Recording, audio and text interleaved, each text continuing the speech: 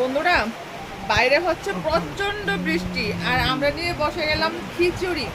আজকে খিচুড়ি করেছি খাসার চাল দিয়ে, মুগ ডাল দিয়ে আর বুটের ডাল দিয়ে, আর করেছি সোয়াবিনের সবজি, আর করেছি কারকল ভাজা। এখানে আয়ুষ নিয়ে বসেছে আর এখানে আমি নিয়ে বসেছি। সঙ্গে আছে লেবু, আছে শুকনো মরিচ। ওফ, দারুণ, জমে যাবে।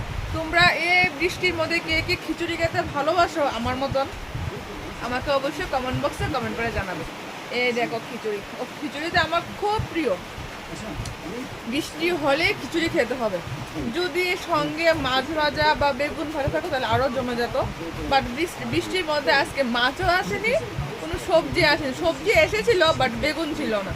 তো যাই হোক, ঘরে যা আছে তা দিয়ে করেছি। সয়াবিন সবজি করেছি আর কারকল ভাজা করেছি। এটা দিয়ে এখন আমরা খাবো, ঠিক আছে? সঙ্গে আছে ও শুকনা মরিচ, একদম গরম গরম, জমে যাবে।